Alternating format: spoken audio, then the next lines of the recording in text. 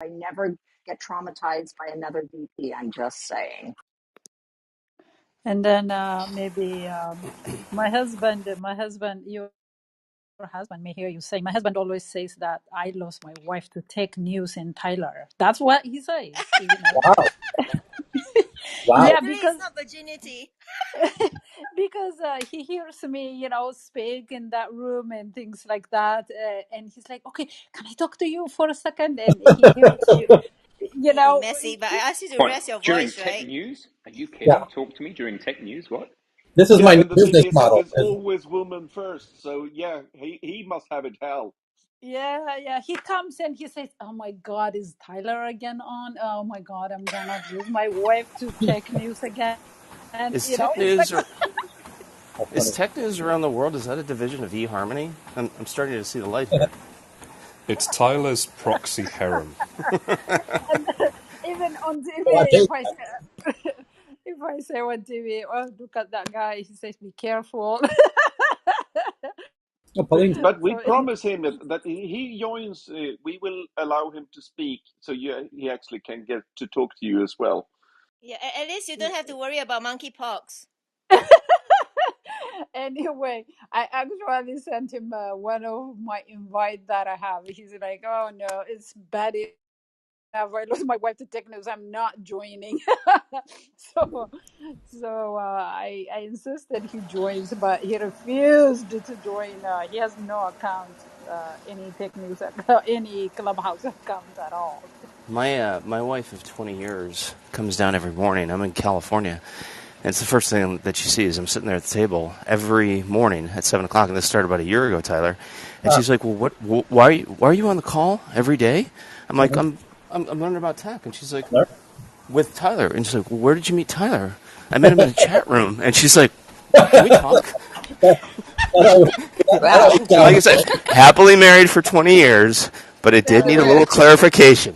And just say Appreciate yes. you, Tyler. Yeah. And Just let him know it's Right. all good. and So remember to say Know, jealous. you're not gay, okay? he's just He keeps an ordinary, It's oh, normal guy living in Thailand, darling. Like that. I went down that path too, and she's like, Golly. "Okay, we Oh, need to sit down. golly. You need to explain this to me because it's been going on for 6 months." I said, "Honey, it's fine." No, he even says, Do you even know these people?" you know, it's so funny. Tyler, when are we doing our tech news around the world, like cruise or like outdoor events? Yeah, We have Cruise. to do That one and would of be those. great. I really think that one time get together, you know, we may not get everyone, but just have it in some central place. That would be good. You know, Yeah. I met a couple of them in Ghanaians. They came to Ethiopia, and I'm in London now, so I'm planning to meet Shane and a couple of more London's a good people. place. Yeah. London's Yeah, a good place to meet. London's really good. Tyler, And are you going to be in Scandinavia in July? No. I have been planning, but the problem is, in fact, when especially when Taylor was there, but what I have been here 2 weeks, but what happens is all of our Swedish side of our family came to London, like 40 of them for the wedding. So I was like, oh, I saw them all. Why do I go to Sweden? So I'm still here, oh, and I will Would that's you, be, how you got COVID. You got and I got COVID. COVID. Ty, Tyler, are They you going back to Sweden or nay? Yeah, yeah, at some point, yeah. I don't go in July Not in the because summer though. You don't go in July. I don't go in July because I when I go I do my events and there's Yeah. no point in doing events in July because nobody's there. So Oh, I was just saying for a social, but I guess it's the nice time for you over in Thailand. yeah, but it's also when I'm very busily preparing for the September event. So it works out very nicely that when they're doing their 6 weeks annual vacation, I'm doing my 6 weeks of actual work, as I like to tease them. They pride but themselves on having 6 weeks of work. I pride themselves on only doing 6 weeks of work. So it's a nice compliment. So there's a really interesting non-tech news item since we met yesterday, which comes from Thailand, which, as you might have heard, has legalized cannabis. And now I see this is the first article I've seen that I could not have anticipated this one, but it says the headline reads: A 3-year-old is one of several Thai children recovering from cannabis-related incidents of eating chocolate chip cookies that were made with cannabis.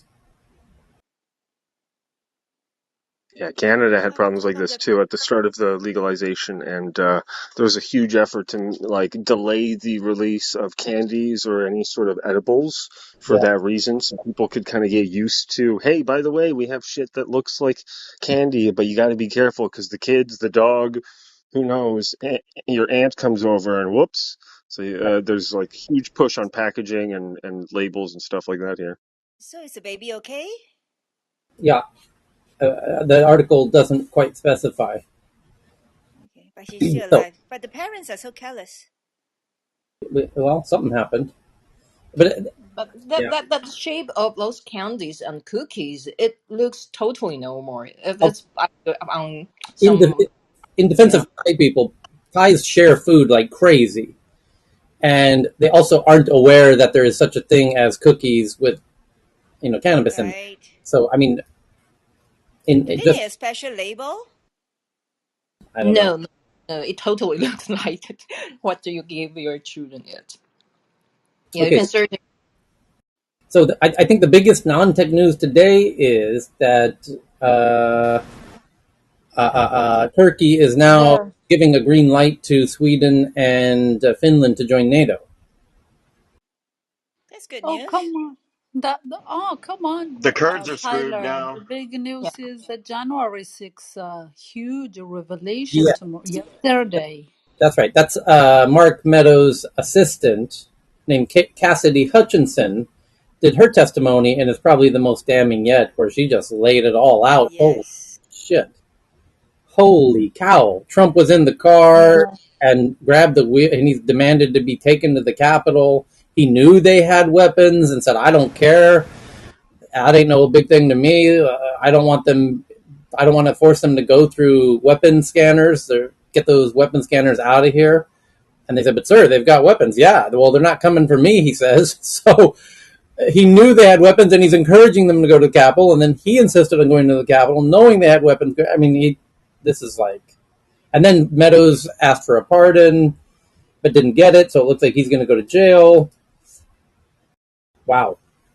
It was quite something. I mean, I watched it live. Oh my God. It's just even looking at a 25 years old, scared for her life. I'm pretty sure she's getting a lot of threats and just composed and saying those words. And even like she just breathes and thinks and just remembers things viscerally. It was quite something to watch, honestly. I just watched it from start to finish.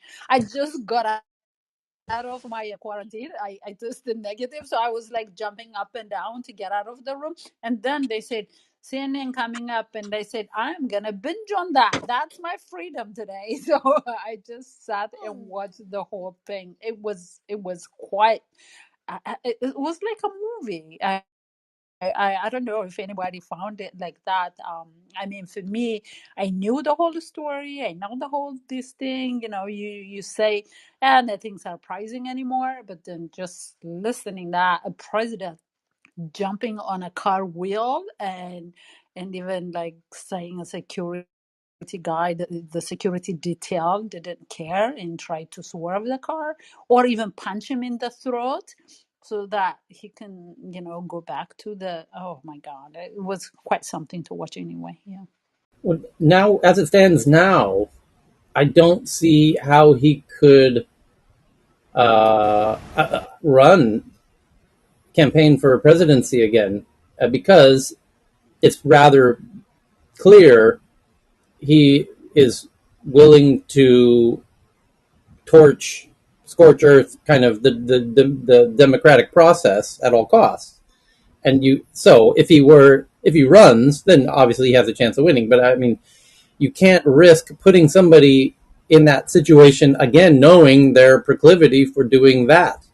If you know, why would you risk giving somebody the opportunity to do this again? Even if you're, this is that is truly un-American at its core. So I would love to see a poll of people who voted for Trump, or actually just everybody. Just what is the likelihood, of people voting for him now? Like, what kind of once word of this gets out, um, I don't imagine he will be able to secure enough votes. Well, Don't you they're not think changing that their mind in droves. I think there was a commentator on CNN I was mentioning to a friend of mine who said that if they hadn't changed their mind before then, this is not going to make this is not going to change them either. Yep. But I think he might get even in legal trouble. Like, so one of the things the woman said was, first she was just down. Like, she said it takes her 20 seconds to walk to the Oval Office. They even had a graphic picture of where she sits, and of course the Meadows secretary. So she was just given some of the things to type, email exchange, even like in January 2nd and 3rd, that they knew weapons were coming, and even like many different weapons, and they just didn't care. And the other thing, the big legal thing, was the legal advisor, what is his name, I forgot, but anyway, the legal advisor to the White House, who was himself a right wing, said that make sure the president is not going to the Capitol, because we're going to be breaking a lot of laws and we'll get in trouble. So he mentioned it himself, even January 2nd and 3rd and stuff, how much legal trouble they would be in if they go through with the plan. And they still did. So, I mean, how could it be like black and white At the end of the beyond? day, this all makes for Psychologically, good TV. There's nothing that's going to come out of it more than likely. well, yeah, because psychologically, for a person to admit that they were wrong about Trump means that they have to accept that their judgment was bad or that they were duped by him, and human nature rebels against that. So people will double down on their support for him rather than admit they were wrong. But to Okay, me, it's like, what is the question now? What is the DOJ is gonna do? Because they have been saying they don't have concrete legal reasons to go after a few of the people, including, Meadows and even the president and other people. And this is clearly, there are lawyers saying, if we go through this, this is going to be legally is going to put us in trouble. I mean, isn't that evidence that you just should pursue this? This is Irvin, and I just would like to say, people on the stage, wake up. There are people in our country that don't believe in representative democracy as we understand it. And Tyler, to answer your question, yeah, I think that there is a select group of people in our country that will vote. If he runs, they'll vote for him. And that crosses all color lines. yeah, I'm not saying people won't vote for him. I'm just saying I don't think enough will vote for him now to give him a lead, a sufficient plurality or majority. I think it's in question. Where before, I don't think it was. I think if these hearings had gone the way that maybe they had hoped, where it kind of the general court of public opinion consensus was that it wasn't a big deal. I think that kind of paves the road for him to win the next election. But I don't feel that way with the way that things are going as of Oh, right I now. don't know that he will win, but I'm just saying, who does the Republican Party right now have to put up against him Right. that can withstand the? DeSantis. Everyone keeps saying DeSantis, but I don't. I'm not living there and not being from Florida. I don't have a good enough pulse check on DeSantis to have a clear thought on that. Yeah, definitely in Republican Concern would states, be he that I'm definitely not. has a good lead. Can't we persuade Musk to run for the Republicans? Couldn't that be a fun game? Oh, He's right, South African. South African, yeah, born in South Africa. Okay, another non-tech headline that is a headline in Thailand, where I am, is that China calls for enhanced relations with Thailand. China called for enhanced relations with Thailand ahead of the National Assembly of Thailand's 90th anniversary. Chairman of China's National People's Congress, yesterday congratulated the Thai National Assembly for making positive contributions to maintaining social justice and promoting economic development. Quote, the legislators of China and Thailand have maintained friendly exchanges and have played positive roles in promoting China-Thailand cooperation in various fields and just on it.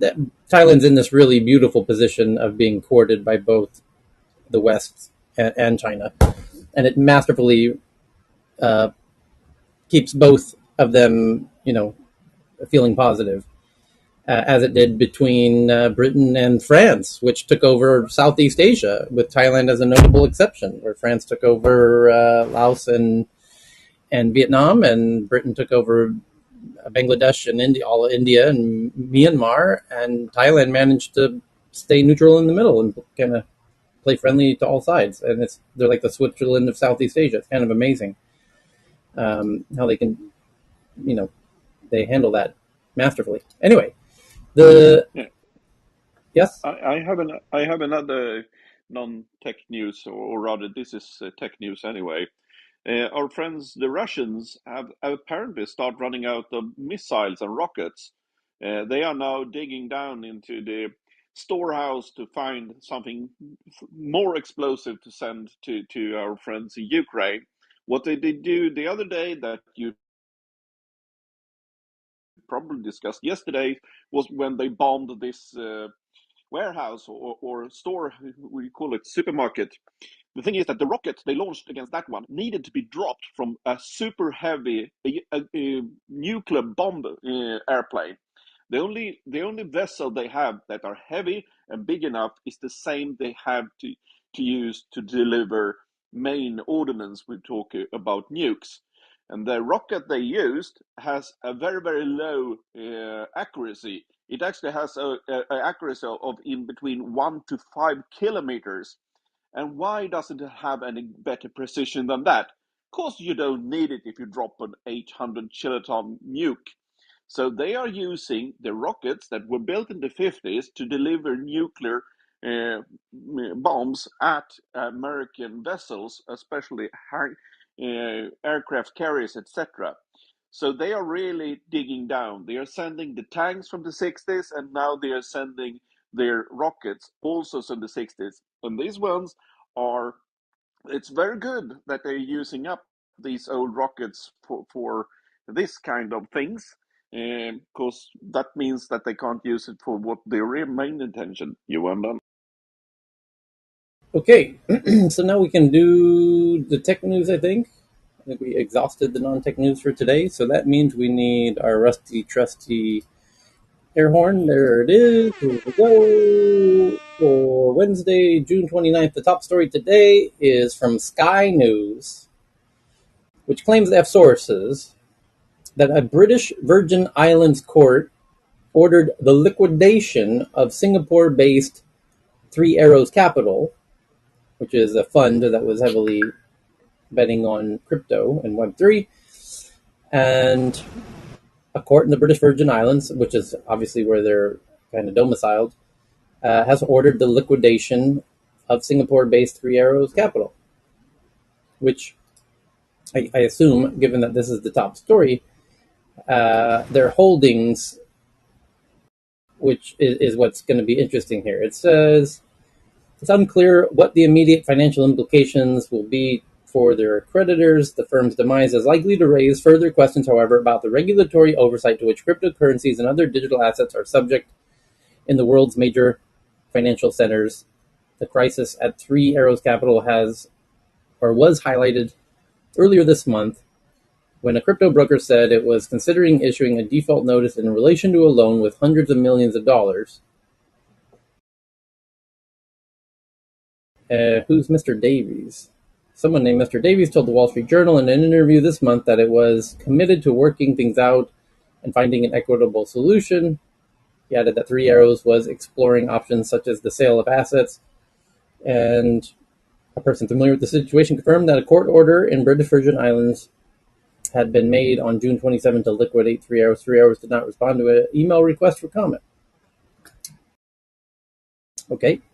A sister article from Forbes says after providing $750 million in credit lines, the CEO of FTX says that some crypto companies are too far gone to save, and bearish views on Tether are wrong, is the perspective of FTX CEO Sam Bankman-Fried, who's trying to keep the whole crypto boat afloat because he's the exchange on which all of the all of everything changes hands. He's the marketplace, and he wants to continue. The more coins there are, and the more crypto projects there are, the better from his perspective. And he wants to, No, he's trying to stop a liquidity cascade taking him yeah, with it. So by backstopping, he's trying to stop the contagion more than he's trying to provide for future business. And so he's the hand of stability. He's trying to act like the Fed, but he doesn't right, necessarily have the power. right. CNBC says that the FCC's Brendan Carr, who is the commissioner of the FCC, has written to Apple and Google demanding they remove TikTok from their app stores. How likely do we really think that is? I don't know how much teeth. It Zero. depends. It's one representative who Right, has penned a letter through to them and then stuck it on Twitter, a single right, representative. I right. mean, they're not going to do anything unless they're forced by law. True. Right. He's going to have to get more teeth behind him. The question is, does he have a path to getting the proper authorities on his side? He says there's plenty of precedent for holding TikTok accountable by booting them from the App Store. And he also made a really interesting comment, a reply on Twitter. Somebody commented and then he replied. I have to find where it went though, but it was a really humdinger of a response. He says TikTok's pattern of misrepresentations, coupled with its ownership by an entity beholden to the CCP, has resulted in U.S. military branches and national security agencies banning it from government devices. Bipartisan leadership in both the House and the Senate have flagged concerns. Numerous provisions of Apple and Google's policies are relevant to TikTok's pattern of surreptitious data harvesting, a pattern that runs contrary to its public representations, and there's plenty of precedents. Oh, and then he goes into what are the data that they are harvesting, and he says it's your keystrokes, your clipboard, everything that you copy paste, your mic and your camera, and all of that. So this is why he's saying this is the case that he wants to bring, is that they do have access to those things, but they're, as usual, kind of intentionally nebulous in disclosing that in the age old trick of 5-point font on paragraph 57. So What's interesting here is what's going to be the tit for tat, response of the Chinese in terms right, of right, Google and Apple, and yeah, Google and Apple will not want the tit for tat response great point. from CCP. Right. So here it is. He says TikTok collects search and browsing histories. So your search history and your browsing history, your keystroke patterns, that's a keylogger, biometric identifiers. Yeah, I remember when they updated their terms of service, we covered that explicitly, the face print and the voice print. Draft messages and metadata, plus it collected the texts, images, and videos that are stored on a device's clipboard.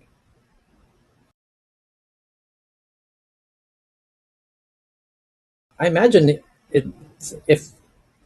I think there probably is bipartisan support. I think you're exactly right, Nicholas, that Apple and Google will try to talk them out of this to save their own asses in regard to China, because they know fairly well that China is likely to retaliate in some sort of way, and very likely to retaliate towards them, namely Apple and Google, because there's very few American companies that are, well, Google doesn't operate. Actually, it's not a Google issue anymore, so Google might remove them because Google's App Store, America, it's funny enough, America doesn't allow Google to have their App Store in China. But Apple's App Store is still allowed to participate in China. Don't China have Oh, this wait, wait, kind wait. of I'm sorry. Clarification. The U.S. told Google you cannot provide Google to Huawei, so Yeah, yeah, just Huawei Huawei. could Yes. not use Huawei. traditional Android or the traditional Google Play Store. So Huawei had to create their own alternative to the Google Play Store and their own alternative to Android, which just means kind of reskinning it. It's not that big a deal, honestly. And then, but Apple has never had to go through that because Huawei didn't. This was a response to Huawei. So, But notice the wording of what they said, right? It's that it's controlled by the CCP, and so that's the operative clause. So it's surreptitious, number one, but number two is that it is owned by the CCP. And what they're not saying is that obviously Apple and Google are doing exactly the same thing to you, but it's because it's owned by companies that are controlled by the US. So this is a Exactly. very political move. Yep, Facebook, Snapchat, both of which based in California. Their applications do exactly the same thing. In fact, Meta undoubtedly actually gathers more data by the fact that it has Facebook, Messenger, WhatsApp, and Instagram, and a hell of a lot more of tracking technology on the web than TikTok has. So there's no issue with those there. This is simply, as Nicholas said, we're fine with tracking. We just don't want Chinese apps tracking. I mean, it's worth mentioning that TikTok are playing ball slightly. I mean, they recently transferred their servers, a lot of their data centers, over to US-based Oracle ones to comply with certain data laws for the US. So it's not as if they're giving the finger. This is just trying to flex, basically, somebody in the FCC trying to flex and keep the narrative on things that they want to keep the narrative on. Yeah, but I thought Facebook famously acquired a few cybersecurity firms just to get some of the tools and techniques that they were able to, that lent themselves to this kind of espionage or data gathering, as some might call it. So I don't think it's not precedent setting. I think it's just they got caught with their hand in their cookie jar, and we're like, yeah, but we never got caught, so it's a little different. I think the data collection, well, also usage is a bit different, right? China, the government would have access to it in the US or other jurisdictions.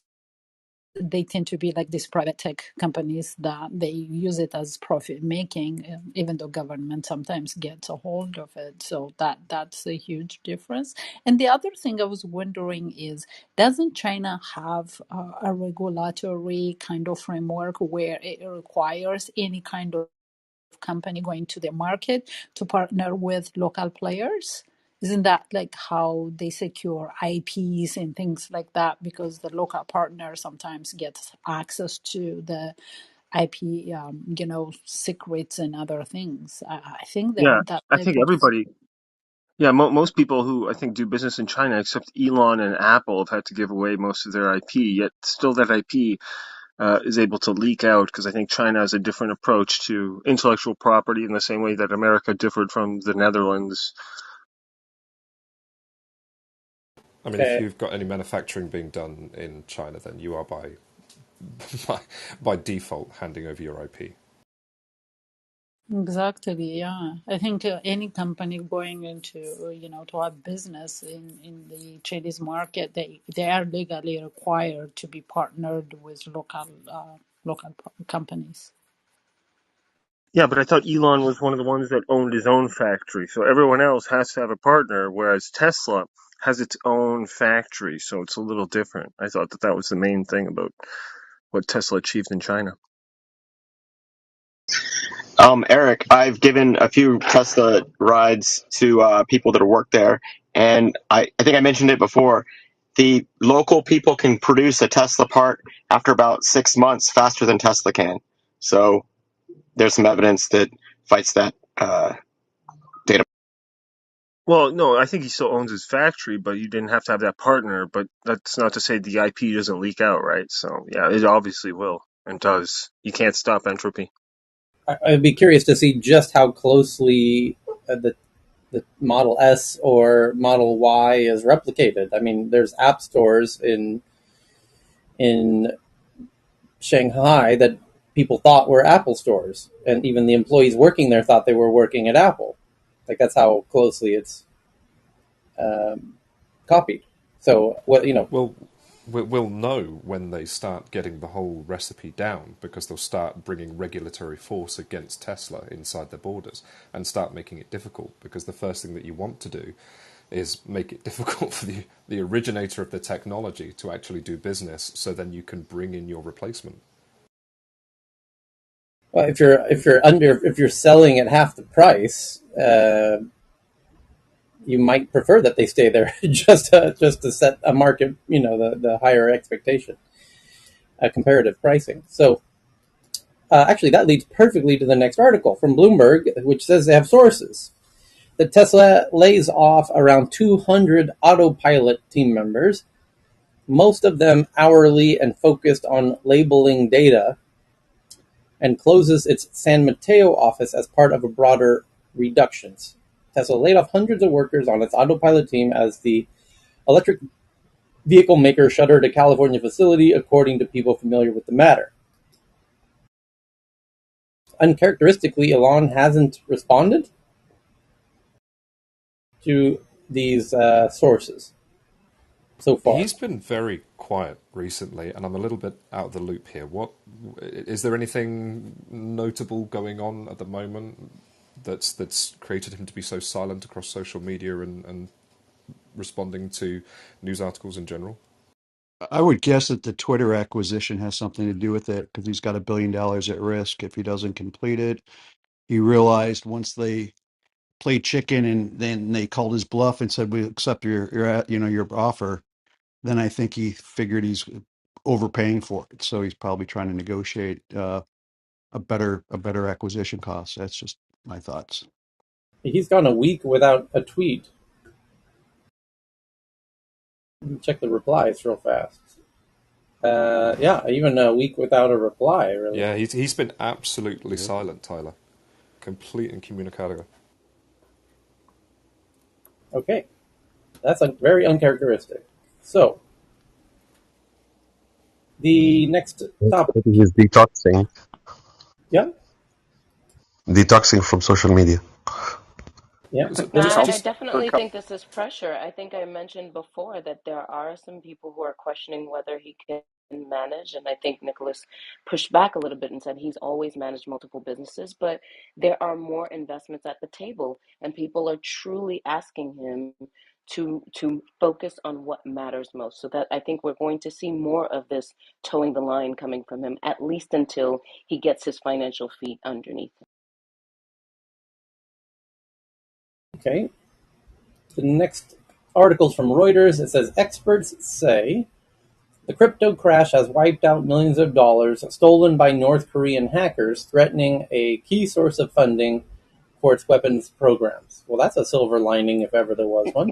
Listen, I've been telling you that North Korea is a player in this hacking game. You guys don't listen to me ever. I'm going to be the next ball guy in here. I'm telling Yeah, you. It's yeah, been in the news for years. I mean, yeah. that's nothing new. It's well known that North Korea is a leader globally in kind of the attacking of U.S. cyber attacks on U.S. for sure. And it was revealed they were perhaps benefited more than anybody in the number of bitcoins they were able to secure as part of their hacking and heisting, and that they're using it for the government. That the government itself is essentially doing this as a revenue generation strategy. A geopolitical import of sorts, which is wild to consider. It's truly rogue behavior for a state. But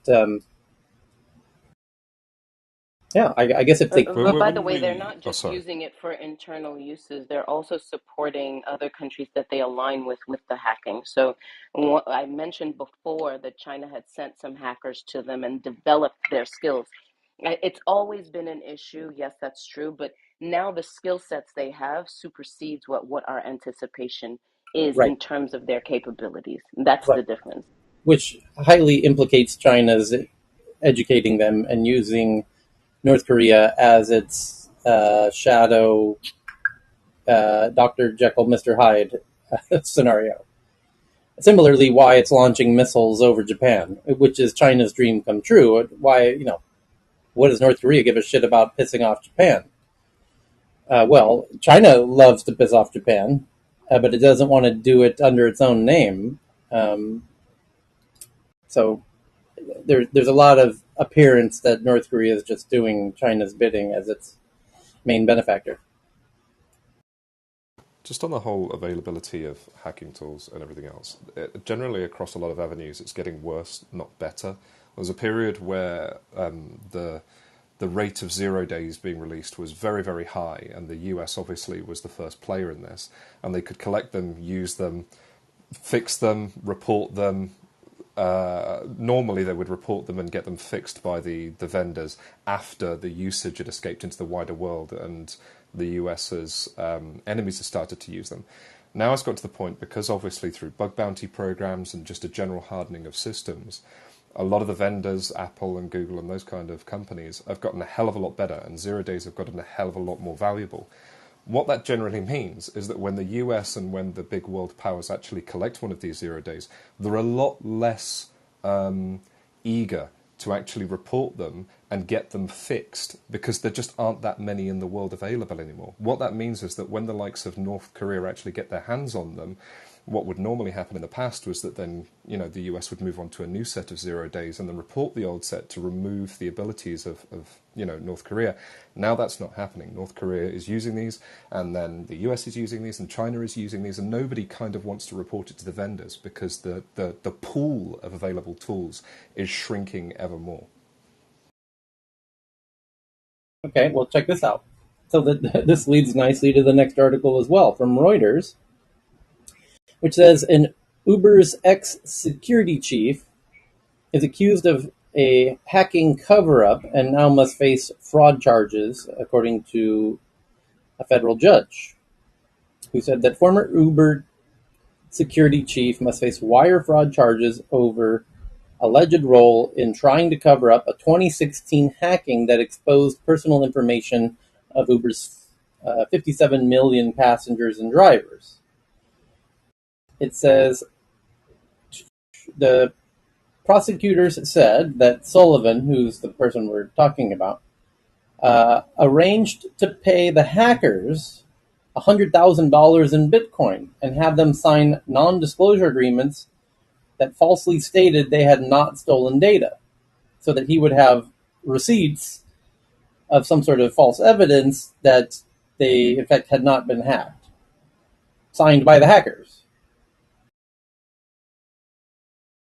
Uber had a bounty program, just as Carl said, designed to reward security researchers who reported flaws, not to cover up data thefts. So they kind of did a jujitsu flip on this and tried to make these hackers appear to be cybersecurity researchers finding an exploit. I guess that's a really interesting move. So Uber had a bug bounty program. They were encouraging people to find vulnerabilities, but they want you to report them, and then they'll pay you a bug bounty, a bounty. They're going to pay you for revealing a vulnerability. But in this case, a vulnerability was found, and they were being extorted. And Uber was like, no, you're not going to extort us. We're not paying you to not leak the data. We're paying you because you found a vulnerability and you're turning it in, right? Right? Let's be clear. You're not extorting, right? Interesting. Huh. What a way to negate precedence. Yeah. No, we weren't hacked. We were being tested by penetration testing by a bug bounty program. That's interesting. Okay.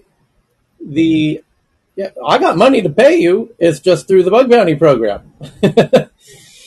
um, the next one is from The Verge. It says Meta tests Discord-like changes in Facebook groups, adding a channels list in a left-aligned sidebar that can include audio rooms. Oh boy, here come the audio rooms again. Text, chats, and feeds.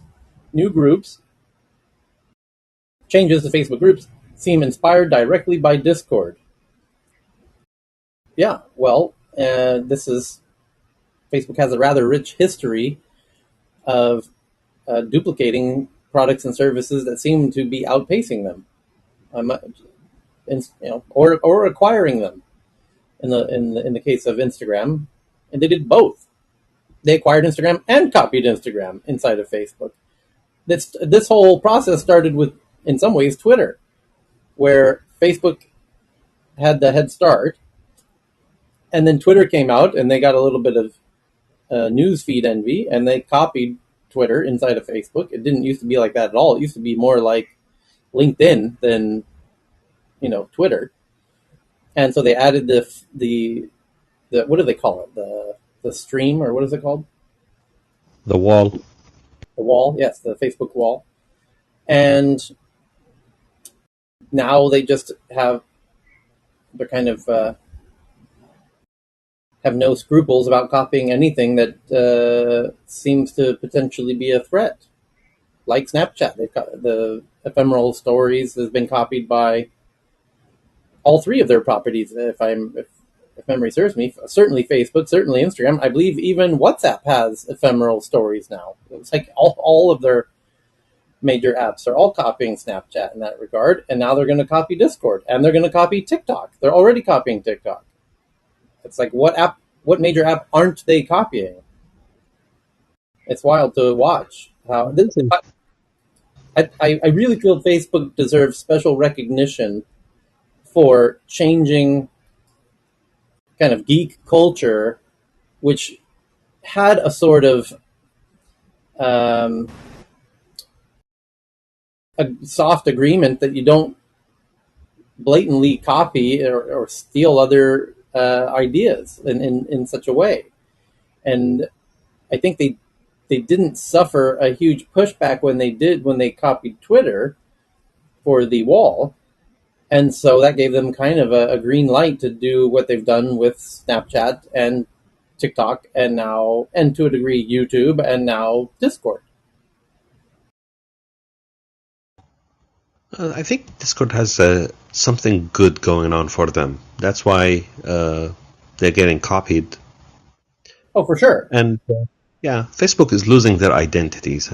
You go on Facebook, you don't know what you're looking at now. Yeah, but it's a huge warning to all founders about engaging with Facebook, especially in light of how Kevin from Instagram and how the founders of WhatsApp and Instagram feel about even have app post acquisition. They're kind of his biggest critics, some of them. So the real tragedy in my mind is that it has not only does Facebook feel like they have a green light to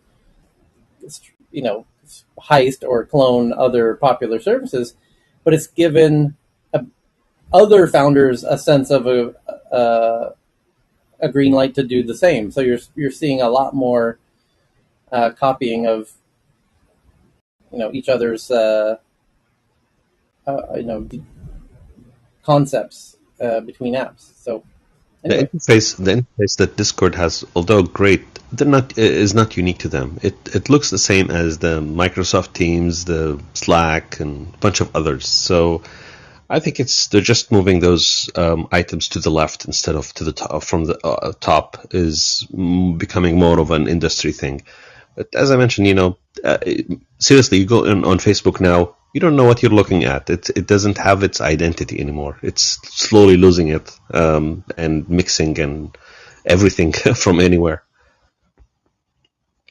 Okay, next up, Pinterest CEO Ben Silbermann is stepping down and transitioning to executive chairman to be replaced by Google's president of commerce, Bill Reddy. Well, that tells you they're certainly focused on commerce going forward, and as they should be.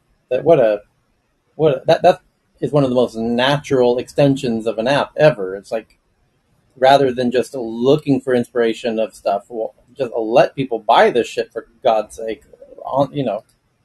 Don't force them to try and go find it somewhere else.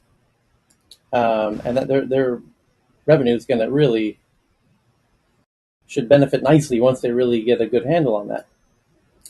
The Wall Street Journal says that internal Celsius documents from last year show the crypto lender Celsius issued large loans backed by little collateral while pitching itself as less risky than banks. Celsius had little cushion in the event of a downturn or mass withdrawals that they're currently were facing.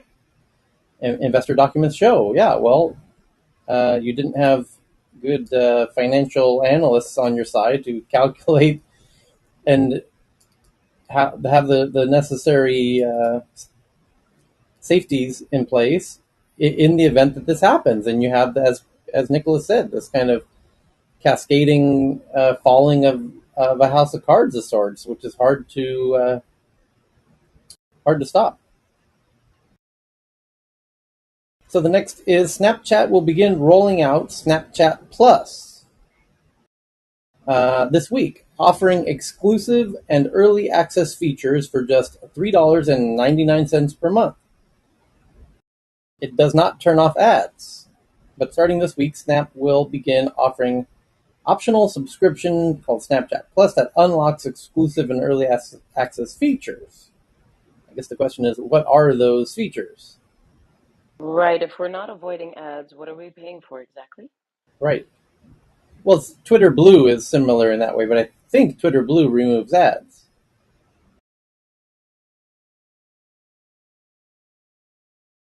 Yeah, they're not really yet revealing what the features will be. Okay. Next is the Nothing phone, which is coming out, I think, July 12th. And this is one of Stockholm's entrepreneurs, Carl Pei, who's a Swedish Chinese, and was one of the founders of the OnePlus phone, and now he's gone solo to do the Nothing phone, which is the main investor is my very dearest friend, by the way, or two of my dear friends. One my very dearest friend and another very good friend are both the earliest, largest investors in this new company, which I have to say, I love what they're. I know more than I can say. I know more than what is.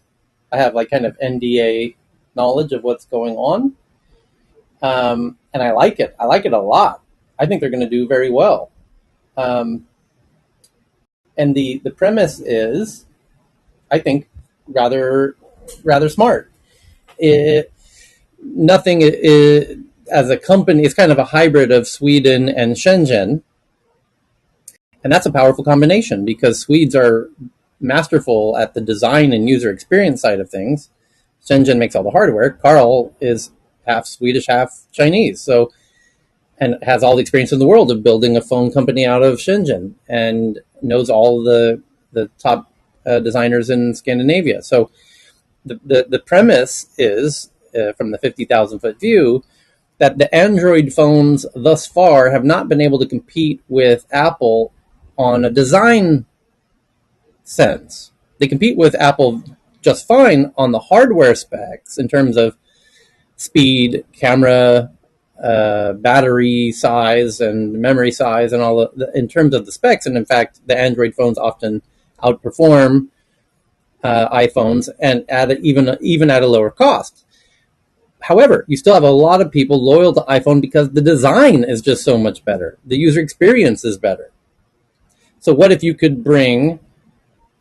You mean the OS? You mean the Yeah, operating system? correct. What if you actually took the time to redesign Android, which anyone can do, in a very meticulous Swedish design way, and marry that with a phone that has similar specs to an iPhone, but with design that is equal to iPhone and potentially even surpass iPhone's design sensibilities, and at a lower cost. And that's the premise with the Nothing phone. So we'll find out more on July 12th when it's announced. Where is And the main market for the Nothing phone? the main market is going to be people who feel like they're paying extra for an iPhone just for better design. I consider myself in that camp. I would actually prefer to buy a Google Pixel phone Except I But you don't don't like. you don't mean the design. You don't mean the design of the physical phone. You mean No, the way The that you software both, use using the The software, the software user both, inside, yeah. experience, both and actually. the But I'm meaning more ah, so okay. the software side, but a bit of the hardware, but more so the software side. Yeah. I So think I that's think it's a perfect timing because Apple has been failing its customers for quite some time. So this provides a great option. But if it's an Android phone, does that not mean it uses the Android operating system? a version of yes. So they've augmented the Android operating system Yeah, and they changed the the front to end. provide it with a yeah, nothing which is yeah, no different than operating what system. Samsung and yeah. Like everybody Sam, else does. So right?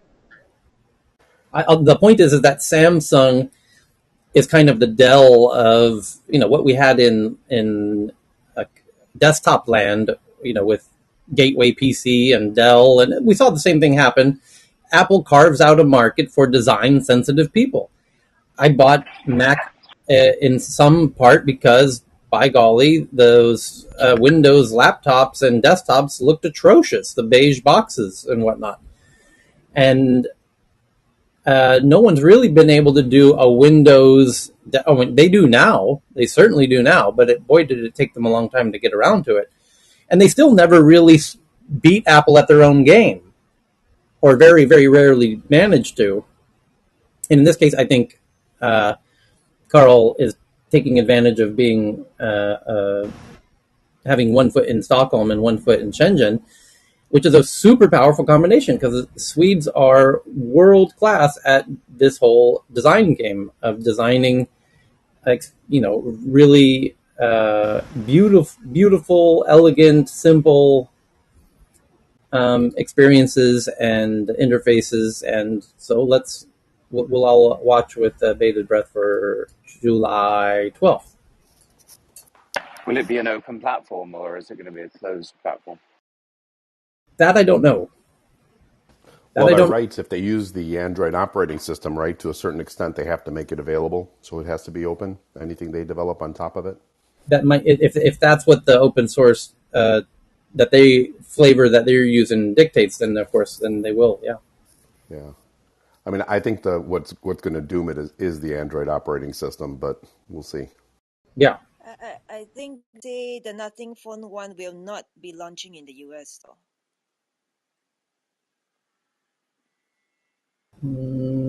Yeah, Mm, they're not launching in the US for now. okay. Mm. Correct. 500 euros and yep. Oh, they announced the price. Yep.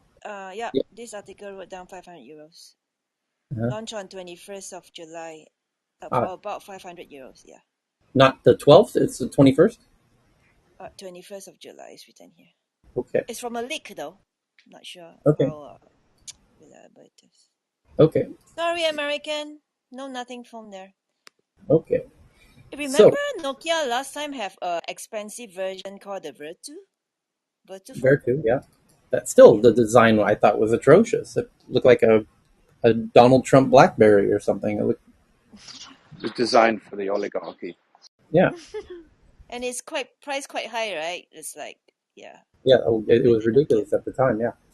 So the next one's from the Financial Times that some VR developers express frustration with Meta's Quest Store fees set at 30% for purchases and 15 to 30% for subscriptions, given Meta's criticism of Apple, which is a great point because Facebook is rather outspoken in criticizing Apple's 30% App Store tax, and yet they're doing essentially the same in their VR metaverse through the Quest Store.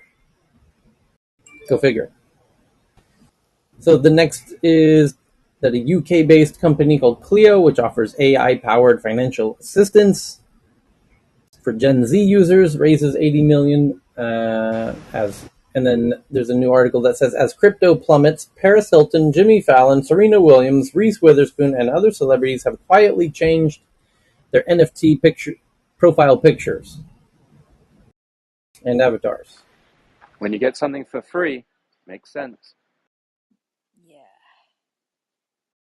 Washington Post says Sony is launching something called InZone, a brand of gaming devices aimed at PC gamers but with tight PS5 integration starting 4K, 27-inch monitors, and 3 headsets.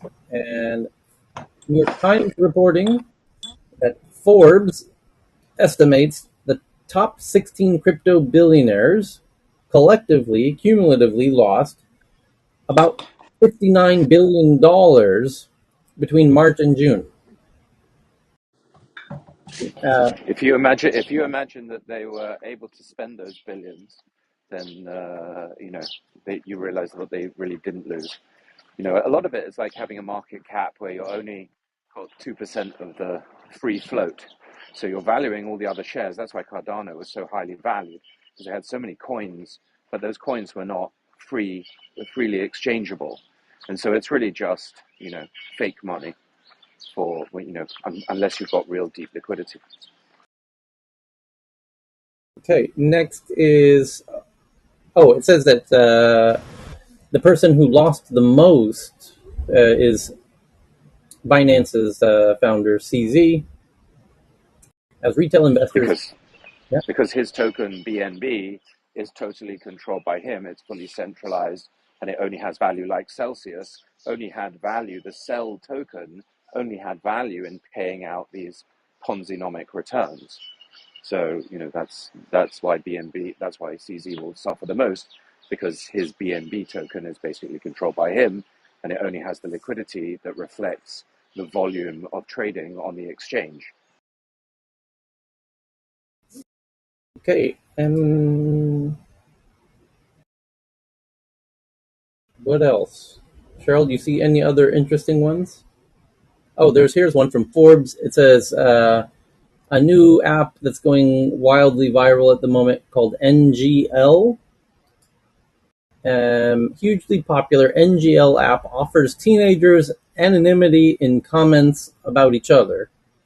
The new app allows Instagram users to send anonymous messages, is soaring in popularity and renewing concerns about cyberbullying and harassment that plagued previous apps, allowing teens to comment on one another without attribution. And that would be Yik Yak, most notably, yeah? Can anybody think of a benign reason why you would need this functionality? Thank you. Like, who would create this? Like, why? As if they're not cruel enough to each other. And the funny thing is, the name is obviously the acronym for not gonna lie. So it's, you're not gonna lie, but you're not gonna stand up and say what you want to say. And strangely enough, it's sort of like the infinite loop or the strange loop, because of course Facebook started with your face or mine, essentially. A critique of people is what they look like, basically. NGL, mostly, at least what I've seen by my son's generation, is used as like a prefix, as in when you say something nice and then follow it by but. It's like, I'm not racist, but NGL is like that. It's a prefix, not going to lie, and then you say something that you probably shouldn't say in a social circle, but because you prefixed it with those 3 letters, somehow it's okay. So they're based in Santa Monica. So for sure, we have friends in common. Instagram stories over the past week have been swamped with links to this new app, which is the abbreviation for Not Gonna Lie, NGL, developed by a company called Deepmoji.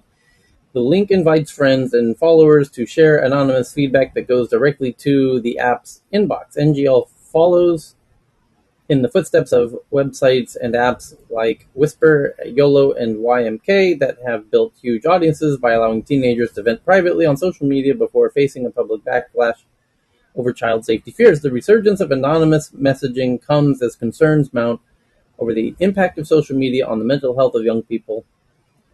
The Santa Monica-based developer of NGL, which, according to some sources, has generated 1.75 million downloads since launching in November, says it has AI-powered content moderation, which protects young users from harmful content. Quote, we utilize deep learning and rule-based character pattern matching algorithms to filter out harmful language and bullying. Our algorithm can detect the semantic meaning of emojis, and our web scraper pulls specific examples of contextual emoji use. NGL says on its website, the emoji didn't respond to multiple requests for comment. So how much psychological stress is enough so that the app says, you know what, that's enough? That's because I would think that we would want to harden children, like we don't want our children to be totally isolated and unaware of how the world works, but the feedback from other teenagers is not necessarily the best kind of or most productive feedback that you would want when your brain is still developing. So I feel like this is probably going to violate some sort of European child protection law, and it'll get shut down probably. Mm-hmm. Mm-hmm. Okay. Next up is a company called Normalize, which enables security teams to continuously analyze, prioritize, and respond to cloud data threats. Emerges from stealth and announces 22 million in funding. And the NOAA triples its weather modeling capabilities with two new supercomputers from General Dynamics at a cost of $500 million each. So we'll get better weather data. And Good for we're entering hurricane season, so good for that. so those are the big boring headlines today. And now we get to go into the tweets that everybody's been sharing. Did anyone have a particularly good tweet today that they want to make sure we get into?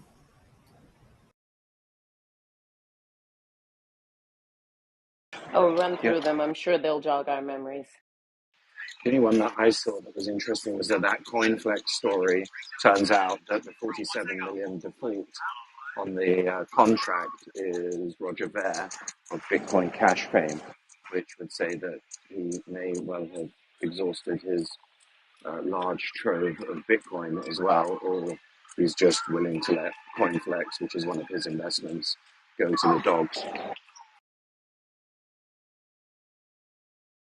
There's also the Flytanic, the huge flying ship. That one seemed really interesting. See if that ever actually takes off. Yeah, you just sent that one in. I'm retweeting that right now, as we do with all of these tweets that everyone on stage and in the audience have found since we met last time. You're Eric, by the way. I do have one. Okay, one second. Eric's probably the 10th person to share this story about a nuclear-powered flying hotel that can stay airborne for a year. You better hope it stays airborne. What could go wrong? It's like that time they lost those two nuclear bombs in the U.S. It's not like that'll ever happen. Not like nuclear reactors ever go nuclear, as it were. Yeah, Uh, I discussed this with Chris, and I was asking, like, on a cruise ship, I mean, you just need to ask your those passengers understand how to wear those safe suit, right? Life suit, oh, lifesaver thing, and you have all this safe boat as well. But on this kind of air cruise ship, how do you expect people to ex- escape from like emergency? Of course, Chris provided as to me. He said use gliders. You need to install a lot of gliders here. I just want to ask, like, Eric, do you have any idea if you need that kind of people, that amount of people? He said Chris said he used to plan. He has a project that can install like more than 1,000 people on this kind of cruise, and how to evacuate if you have an emergency. Yeah, that sounds like a nightmare. It's like, oh my God, we're burning up, and there's radiation, and oh my God, we're get to the glider. So there's going to Don't be no panic. There's only ground beneath you. or just ocean, right? It's like, hey, when you hit the ground at water at terminal velocity, it's just like concrete, so don't worry. How are they going to Had deal with the experience with sewage for a this. year? What have I just jumped back into? Huh? Can they? What exactly are they using to suspend it in air, by the way? it's a regular plane. It's nuclear powered, like a Yeah, it's nuclear powered Oh, ship. this is this crazy ass thing I shared a couple of days ago. Or lots of people did. But A but massive, massive electric plane. Can you please pin it? I'm not sure it'll get off the they can ground. say airborne, but they are not planning to, right? It's They, just they, they were, it said they are gonna stay in the air for maybe forever. I'm not sure, but it means you use other vehicles to go there. It will stay on the air, so it's It's like, like a water taxi. So you'll take an air taxi to get to the mothership. It'll be yeah, great. air taxi thing. Yeah, it reminds me of the Freedom City ship. They were going to build a freaking huge ship with a half-mile long runway on the roof, but no, it hasn't happened yet. But yeah, this thing's really ambitious. It's a double, well, not double. It looks like a cruise ship in the air, basically, with It so looks like 28. There it is. a Russian design. Not to say anything against Russian design, but Russian designs for planes and like carriers always seem over the top. And if anyone has seen the photo of this thing looks like overkill Iron Man jet or something like that. I guess it's all probably a little bit safer than the Hindenburg, but in view of what Bibi was asking earlier on, what do they use if they need to escape it? The Hindenburg, you really didn't stand much of a chance. Yeah, so it's more fees for the travel and higher risk for your life. Wow, I think It, just it hasn't been thought through that carefully. For a start, they got the bloody undercarriage down at cruising altitude in the photos, which is kind of strange.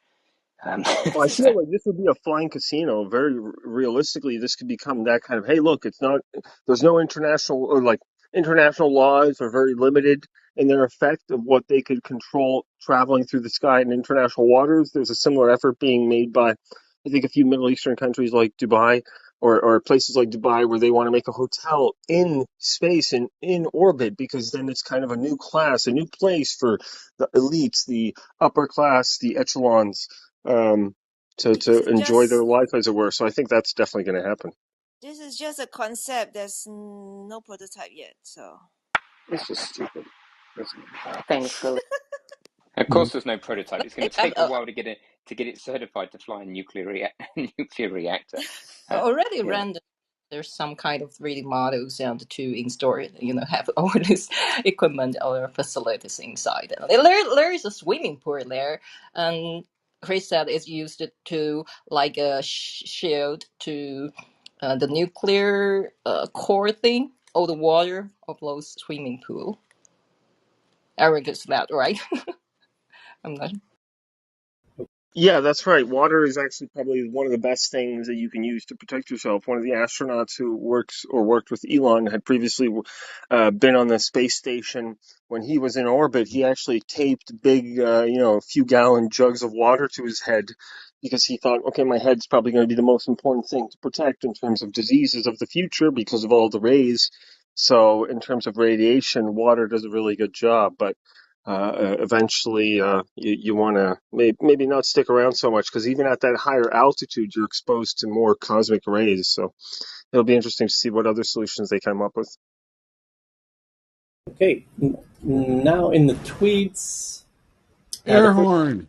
the first, now we don't do it on the tweets, but um, the first one I have today is from BB via the Wall Street Journal that Facebook and TikTok could face civil liability for addicting children in California, which is essentially a repeat.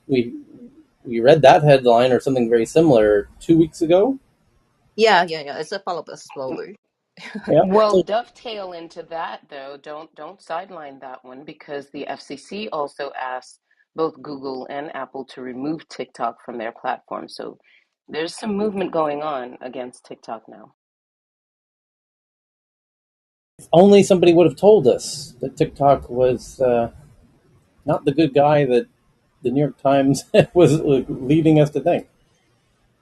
I have to think that Do you think they'll write a redacted piece? I don't know, but the I have to imagine that one of the reasons would be that they don't want to validate one of Trump's points around. I mean, it's one of the things that Trump does deserve a little bit of credit for, and they don't want to give him that satisfaction, I guess, which is causing them to pause on following in his footsteps on that issue. silly politics again. Yeah, like it just became a polarizing issue because anyway. that everything does in the U.S. Well, seems Tyler, focused. there's another issue: is TikTok's really popular, so there would be a political backlash among Americans. They, Yeah, they totally took it away. yeah, fair enough. The next one is also from BB from the BBC. The UK decides AI still cannot patent inventions. Which again, I remember we had an incredibly similar headline almost a year ago, 6 months ago, somewhere in that time frame, where a judge ruled on that issue. But I thought that was in the U.S. or was that also in the U.K.? In the I thought that US. was Australia. I thought that there was one also in Australia. So it differs between who can invent and who can be attributed the patent, which is the rights. So You know what's weird about this is looking at Dolly 2 lately has completely brought a new appreciation for the level of wild creativity that's possible through AI. The one I sent you of those Nike shoes with, Yeah, historic artists was just yeah, insane. They were all so good. I was yeah, happy by any of them, correct. almost. Yeah, They were all that, so good. that's right. I agree. That particularly that article was a real head turner for me. And it's somebody had asked Dolly to make Nike shoes in the stylings of Frida Kahlo or Frank Gehry or famous architects and oil painters. And Banksy. yeah, I would love to see what the Banksy ones look like. Um, and they were just beyond impressive. I would dare to say even better than if you actually did have Frida Kahlo making Nikes. As bizarre as that sounds, the examples that it spit out in an instant are just borderline breathtaking, just They're unbelievable. beautiful. But Yeah, this is what we were talking about yesterday. This is what we were talking about, all the time. Is that once AI becomes, finishes learning or learns and it continues to learn back on itself, the creativity that is unleashed, and if the courts uphold that only humans can patent things, so your intellectual property rights are rights that accord to a human and not to a computer, then, and if we own our sovereignty, we will be able to own those property rights, those intellectual property rights, in the public domain. And furthermore, it also means that you can extend the life of an estate of intellectual property from a human because of the Frida Kahlo shoes were using her work, of course. And so now you have a licensing model that can extend even further for humans. oh, that's an interesting point. That AI would never age; it could live forever. So even some of the things that we have for intellectual properties laws would not be, I guess, relevant for AI. So that's problematic, I guess. well, this is the point: is that even every artist who ever lived has a window of greatness, right? I mean, even Paul McCartney is arguably the greatest songwriter of all time, although he hasn't written a notable song in decades, as a case in point. And nor has any of the top songwriters of the 70s or 80s. None of them are writing notable songs at this point. So, and that's true of all art forms. Maybe it's just random then. Uh, there's a whole lot of interesting philosophical conversation points that get raised when I've had that conversation with very famous artists of all types, and it's a really interesting topic. And it'll take the whole conversation into a wild right turn that I don't want to go down. But the point is that AIs ostensibly will not only have be great now. It will only get better and better infinitely forever. So um, it's not like a normal artistic arc where it's going to have its blue period when the AI was particularly good, during 2023 or 2024, and then no, it's going to And so, forever. and so people will say there won't be kismet, but the thing which makes for a great song, Lennon and McCartney get together and you have this amazing chemistry, right? Or kismet. But Now, people would say, oh, you won't get that with AI, but you will, because AIs can run infinite number, especially if we get to quantum computers, an infinite number of computations on different arrangements. So it just Yeah. becomes insanely powerful. Yeah. Well, here, I'll tell you this as somebody who was a professional songwriter for a period of time, and many of my dearest friends are some of the world's most famous songwriters. And we have this debate often around the future of AI, replacing songwriters. And what the point that I think is so interesting is that the debate is by non-songwriters, by the way, that the AIs will never be able to do this. I'm here to tell you that the world's best songwriters agree that it's only a matter of time before the AIs are writing even better songs than they do. And because they know the formulaic structure of music. Music is incredibly formulaic, by the way. And I would say even more so than oil painting or wildly open-ended suggestions like, Nike's designed by Frida Kahlo or Frank Gehry or Banksy or whoever, because that's a really open-ended realm of possibilities. Remember So, when they said that a computer couldn't compose a Bach fugue, but now oh yeah, computers can regularly compose a oh Bach yeah, they're fugue. even And so, they're yeah, even finishing unfinished Bach pieces, algorithmically. So and performing them. So anyway, my point is once you've seen the quality of the output of Dolly 2 in addressing simple inputs like Frida Kahlo Nikes or what have you, uh, it clearly indicates that it knows what humans find appealing on an intimate level, on a really profoundly deep level. It, if it were to, if the results of the queries were not impressive, we wouldn't be talking about it. The reason we're talking about it is because the but to results. be fair, Yes. they're starting on third base because by already being famous artists, they already are in the consciousness of the perception field of the observer.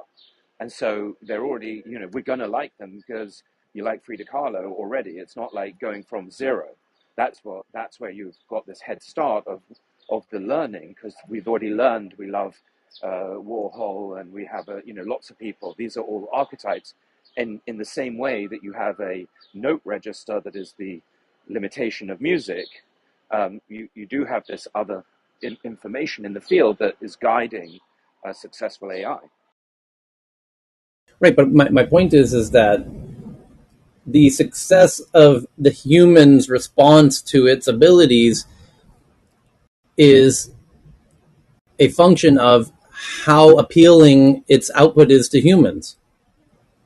And so it clearly is able to achieve results that humans find uh, um, deeply impressive. Very, very appealing. Yes, Right. but I'm just saying that they've already had the field narrowed by virtue of the fact that Okay. they already like the Right. artist, which is great. I mean, that Right. just Right. shows you can Right. Right. compound your gains. Okay. So I guess the best way to make my point is that in the same way that visual art is a language, music is also a language, and if it's able to essentially speak the language of tickling your dopamine sensors in a sufficient manner that you think, wow, that's beautiful, why wouldn't it be able to do the same thing in the musical language? And the answer is, of course it could, because there's It's far. actually doing it now. I know it's Kathy at doing it. Northeastern University, Yeah, there's a no, it's student that's been doing hit music, not using his voice, just algorithms and a bot. He is an amateur and he's doing wonderfully. And so, yeah, it sort of negates this idea that only the more established artists can really take advantage of this. I think there's a space for amateurs as well, and our students are showing that every day. well, here's a secondary point, which is the production of digital imagery requires a laptop and a human and X number of hours at a Starbucks or X numbers of coffee, right? To generate a mock up of Frida Kahlo Nikes would take a graphic illustrator X number of hours and Y cups of coffee, right? It's a function of time. Okay, but note what's required: generally one human and one laptop. In the case One of very talented human fair enough, and one laptop. fair enough. but here's the point: to generate an a hit song, songs require a degree of fidelity that require expensive microphones and very expensive equipment to produce, and multiple very talented people to produce. When Lenny Kravitz or any artist goes to record their songs, they first record them on their iPhone, and I can tell you, it sounds like utter dog shit. You would never in a million years pay a penny to listen to even your favorite artists' shit recordings on their iPhones of them humming their songs into their iPhones. This is what here's my point. They spend, in some cases, millions of dollars to go into professional studios with incredibly expensive hardware in the forms of microphones and preamps and mixing consoles. And if you really want to do it right, you go use Rupert Neve mic pre's and Neumann microphones that each cost tens of thousands of dollars each. You're talking millions of dollars of equipment is used in the average recording of your average hit song, with dozens of people involved, because you need mixing engineers and mastering engineers and etc. There's dozens of people involved in the process, unlike making beautiful graphic illustrations. This is my point, is when music gets AI generated, it will be doing it and replacing not just a graphic illustrator, but dozens of people and an obscene amount of expensive equipment. So And it will be cheap as chips. that's right. It commoditizes music, which has significant barriers to entry to do. Even if you're brilliant musically, there's still incredible barriers to become a successful musician. So, and an insane amount of investment of time and effort and money involved, and luck. So the point is, it will commoditize what is in a very expensive procedure down to being essentially worthless if it's at scale. So it's just wild to consider, and the competition that will ensue for how how good these songs will be in the future. I eagerly await a sentient level AI that can absorb all of the great songwriters and all of their abilities and kind of it's mind blowing to anticipate or to contemplate. So I'll pause it there. I think I told you I was approached by a company doing exactly that, taking all of the inspirations that make Hendrix, or make an artist have their own special sound, and effectively turning them into information rather than just plain sampling. So it's on us already, and Yeah. Well, companies so, like that are thinking about how they should monetize. They yeah, contact me because obviously they're thinking about public open licensing. But then the question is, does Hendrix really own that lick, in that right, way? right. And if you combine the Hendrix lick with a slow hand Clapton, riff, then is it something new? And then the question is, if it's by AI, then can it be patented? And that would be the interesting thing, because if you can't patent it, that will be very good for the consumer, won't be so good for the artists.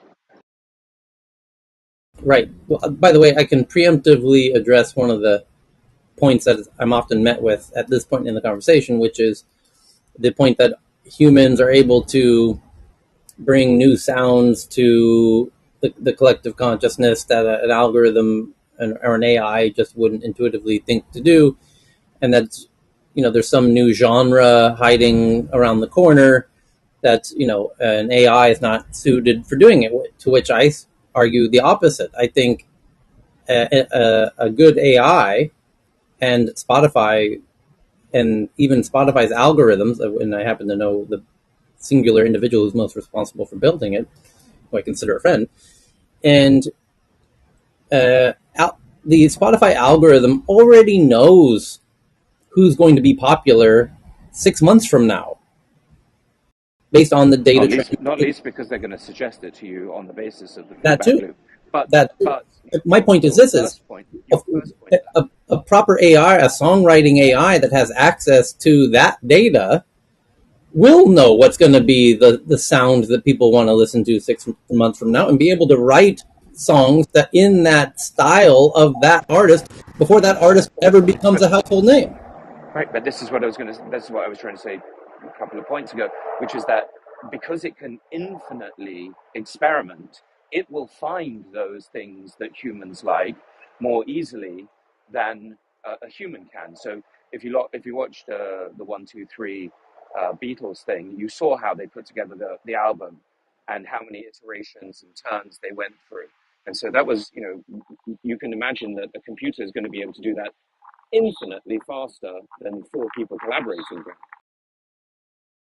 Yeah, Hey, it's wild. Nicholas, the answer to your question, though, about whether you could get paid for a lick or something, I think the courts in the United States have answered that a long time ago with sampling from hip hop, because, Yeah, that's what I yeah, was saying. So sampling, we have an answer to, but when yeah. you've got an AI that's figured out it's just a note format and a cadence, does Jimi Hendrix own the note format and the cadence? No, the notes are public domain, and the cadence is just the observation of what humans like. So once you turn it into information instead of it being you know a lick or a riff, then it's different. It's not like I don't think it's the same as sampling at all.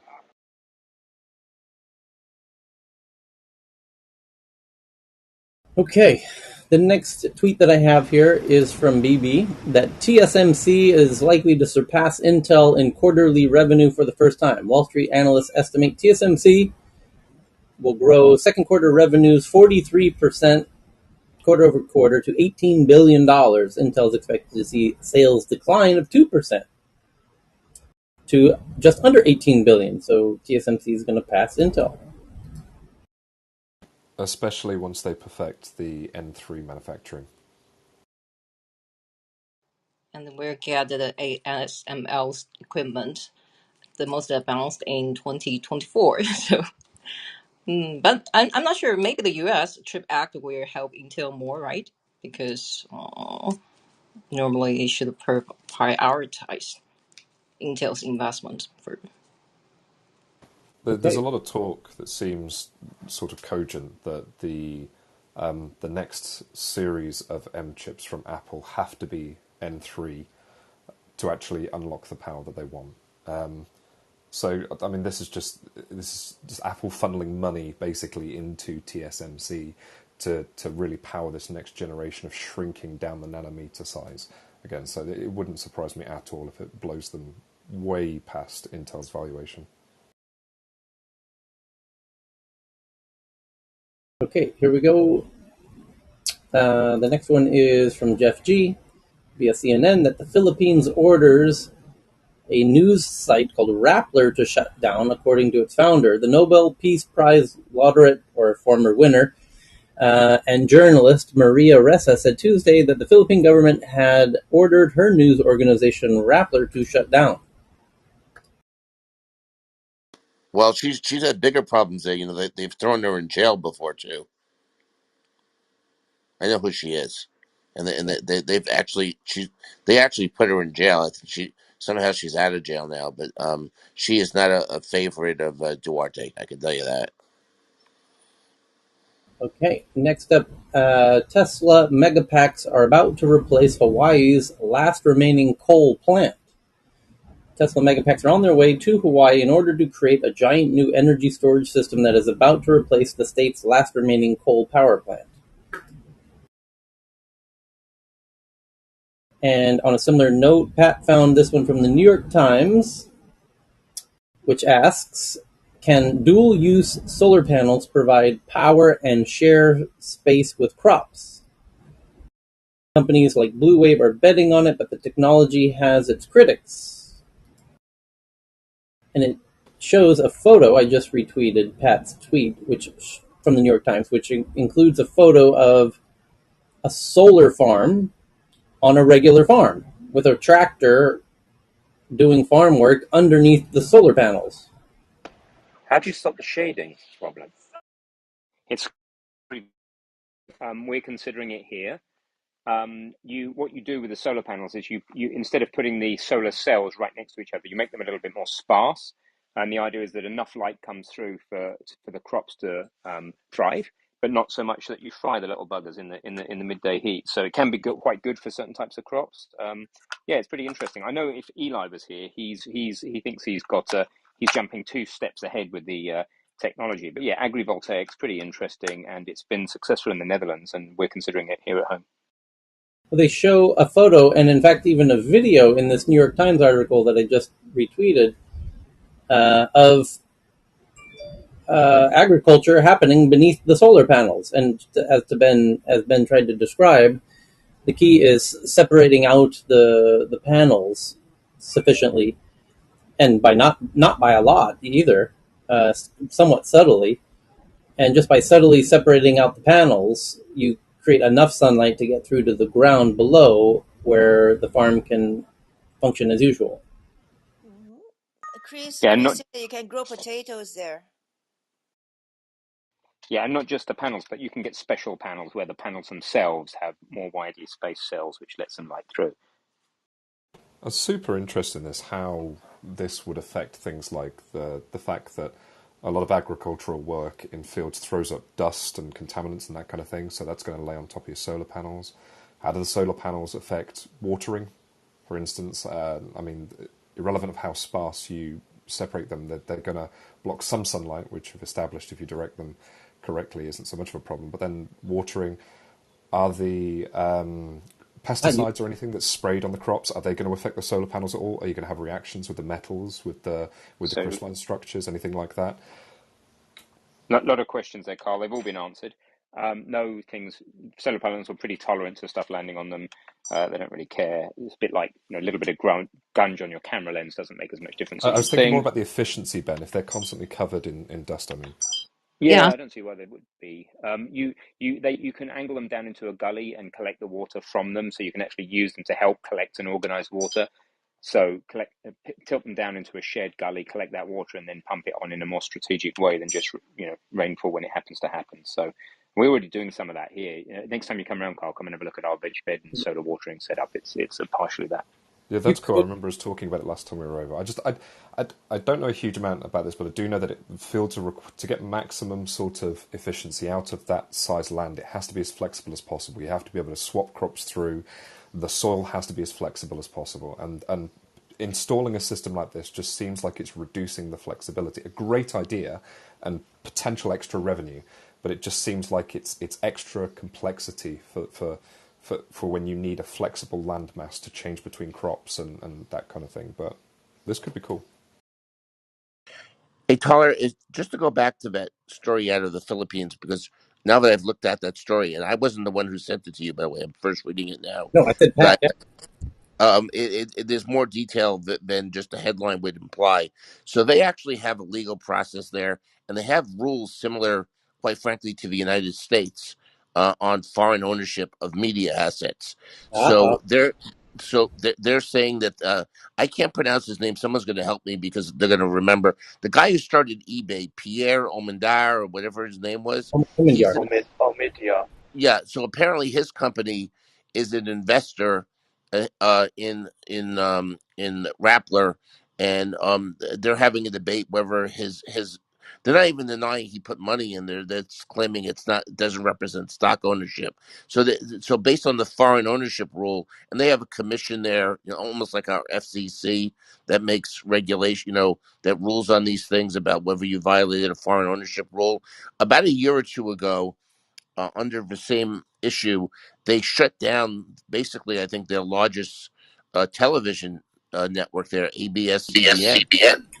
Yeah, under the same issue, and yeah, there was a political element because uh, Duarte didn't like them either. But quite frankly, I mean, I read a lot about that case.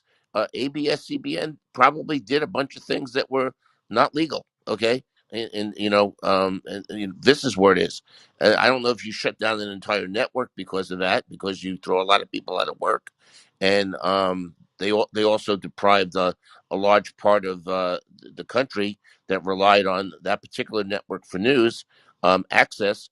It was a draconian response, but there was a basis for it. So it wasn't like something that you might expect out of China, where they just said, "Well, we don't like you anymore, so we're just gonna close you down." They do have a process, and they do have similar laws on foreign ownership of media assets to the United States. Rupert Murdoch had to become an American citizen to own the Fox television network here. So I mean, so it's anyway. Okay, thank you for that.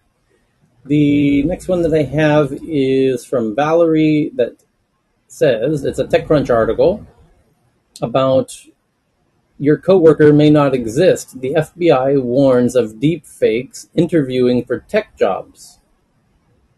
Deepfakes are being used to apply for tech jobs, says the FBI, a new way for bad actors to use virtual recruiting to heighten insider threat for hacking and ransomware. Oh, that's clever. So what they want to do is get access, or permissions as they're called in the biz, as being a remote employee. As a remote employee, you get certain access into the company network, and that's a form of social engineering of sorts. It's a clever way to get through some of the frictions that companies have put up to keep bad people out. So, but if you can apply as a deepfake and get accepted as a remote engineer of some kind, then very interesting. Well, what's funny Yeah, about it's this for very me true, and is, it's been oh, happening sorry. I'm sorry, since the beginning of the pandemic. This has been happening. I know of someone who knows of someone, not a friend of mine, doesn't work for my company, but he had actually gotten himself to be very well employed. He actually accepted, I believe, jobs at 4 different companies, same type of job, and because he was remote, he put in the same hours at all those 4 companies and collected salaries on all those 4 companies, kind of using some form of AI to help him look like he was working at that one of the companies at any given time. So it's real, it's happening, and it's one of those things that we're going to see now that many of us are working remote. Are you on the article that the FBI has been warning about deepfakes taking and applying for tech jobs? Right. Yeah, so you can imagine just how much more complicated it'll be for the average Joe to compete against an AI machine who knows all the right answers and how to interview much better than you can. And that number saturates all of our data sets, our unemployment numbers and the like. So it deserves a little bit further of a deep of a dive, honestly. There's a little bit of irony here because earlier on this morning I was literally reading an article on the ever increasing usage of AI within HR. Whereas we've known for a while now that a lot of large companies outsource their hiring to subsidiary companies that serve hundreds of clients, and they do all the vetting process, and whenever you apply you get back this generic sort of non-human response if you were unsuccessful. But what we're talking about here is where it's flipping around, because not all of the usages of this AI application are by bad actors. There's services that are coming out now that are designed to give you to proxy yourself and your skills through an AI representative that can then apply to many jobs on your behalf. Now, this is being deemed as bad and problematic and everything else. Well, it's just kind of flipping the coin on its head. Companies have been using this to accept the applications for years and years and years. So for them to now say that for the individuals to actually use the same similar technology to make the applications is hypocrisy and a little bit of BS. And I love the idea that we've got this loop of AI where AI are applying for jobs on behalf of humans, and then AI are vetting applicants on behalf of humans, and there isn't a human involved at any point until somebody shows up for work on the first day. Yeah, So Carl, Liz, you I working? agree with your point. It's also been a big problem using the AI in the HR departments or the hiring on the hiring side, because that's one of the things that's causing the disconnect between the number of workers and the number of openings, is that it's not a person. I mean, a lot of times the HR person reviewing the applications is disconnected from the person who actually owns the position. So it's, it's there's that disconnect. But now you've got an AI cycle, and they're saying that review is causing a lot of problems because they can't appropriately review applicants. But or they're looking at certain keywords. So to see it used on both sides with the AI is going to be pretty funny. Okay, next up, that was Sharon's. From BBC News, Indian police arrest Modi critic over tweets. From the BBC, police in India have arrested the co-founder of a fact-checking website who has been a vocal critic of Prime Minister Modi's government. Mohammed Zubair of Alt News has been accused of insulting Hindu religious beliefs on Twitter. Opposition leaders and journalists have condemned the arrest. They said it was a clear attempt by the Hindu nationalist government to clamp down on those who expose hate speech. Mr. Zubair recently highlighted comments by a spokesperson of the governing BJP party, allegedly insulting the Prophet Muhammad during a televised debate. His tweet was widely shared and led to several Muslim countries lodging strong protests with India. In recent weeks, Hindu nationalists have drawn attention to past comments made by Mr. Zubair and demanded that he be prosecuted for hurting their religious feelings.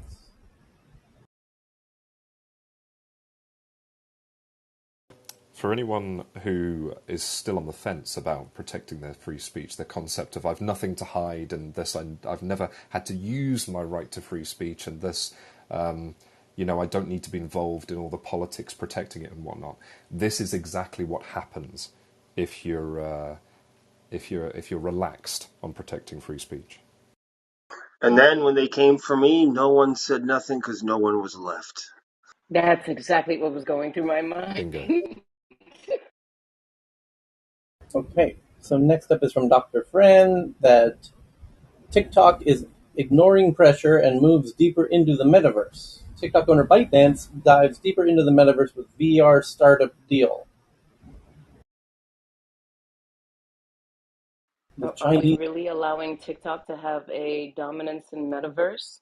Is this even healthy? I'm sure it'll all be very healthy content in there. I Uh, can't imagine the challenges that'll happen in metaverse. Just go figure. well, here's It's just everybody's there, so they may as well be too, right? a related article from The Economist, and I apologize for forgetting who sent this one in. The headline says, as censorship in China... Oh, Cheryl, you sent this one in. As censorship in China increases, VPNs are becoming more important. Even the government finds the software useful. And it makes the point that it's basically a bunch of smoke and mirrors because that China is in control of the VPNs in China, and they're very much aware of who's using them and how. And they collect the data from them is kind of the main story here. They know exactly what you're looking at, and they give you the false impression that you're avoiding censorship, which is a rather clever move, I think, on their part. And I think the thinking is still that people believe that VPN keeps you secure from things like that. So I bet you it has a lot of people convinced that, oh, but I'm connected to VPN, so I can say whatever I want. And they're catching a lot of people that way, I'm sure. Listen, Phil, I was one of those people until Guanzu handed my butt to me. Honestly, I realized VPNs were useless. It does give you a sense of false security when you're Yes. within the country, but no, they're definitely not protecting your privacy at all in that space. They have no bandwidth for that. China owns it. They're Well, and not the too worst thing, far. even here in, even here in the U.S. and et cetera, people connect to VPNs from these free VPN services that are housed in other countries, and think that at least here in the U.S., in order for the FBI or the government to take over a VPN and own it so they can watch what you're doing, they have to, they've got to go to court. So there's at least a process. But you're paying for 99 cents, or the best is these VPN services that are paid $9 for lifetime access to VPN in China. You don't even know where it is, but people are happily connecting to it.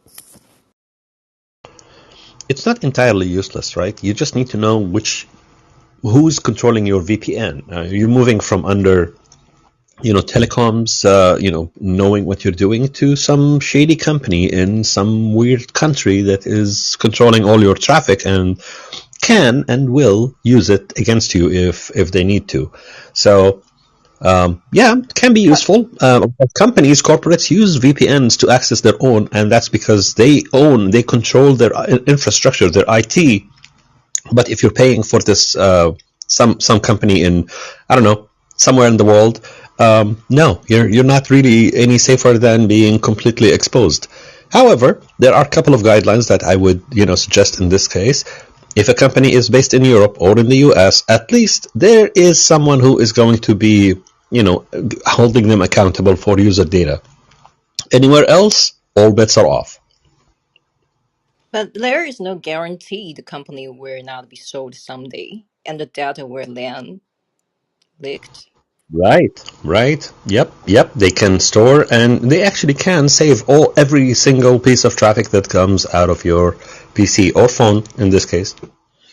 And a little supplement on China's VPN. Actually, they can arrest you if you teach others how to use VPN. I've saw some stories told by the Chinese themselves. One guy, he lived in Hainan, the Hainan Island, the special economy area. He said because he went overseas to study, now he is in Korea, so he had this explanation video on YouTube. He said after he went back to China, and suddenly some guy showed up at his front door and asked him for his phone. And because he installed the VPN app on his phone, and they found evidence that he told other friends how to use VPN, so he was arrested for that reason. And although he was released, in the next few months, they asked him go back uh, to question further questions about other. And anyway, my point is, if you teach VPN how to use VPN in China, you might be might be a criminal for that reason. He's telling he shot that video because he wants other Chinese to know, if you want to use VPN and if you want to go back to China, remember to uninstall it first, and remember to remove all those kind of messages, and don't think you cannot be caught for that. One more thing, there was this one guy who was using VPN to I don't know, do something bad with his own company, and he was caught by just one single packet that came out when his VPN was switching between his 5G and his Wi-Fi, and he was exposed for one single packet that tracked him back to his machine because he was trying to spoof his IP or something. So that was one of other cases where VPN is great when you're trying to do certain things, but it can really hand your back to you if you're if you're doing something bad that is illegal.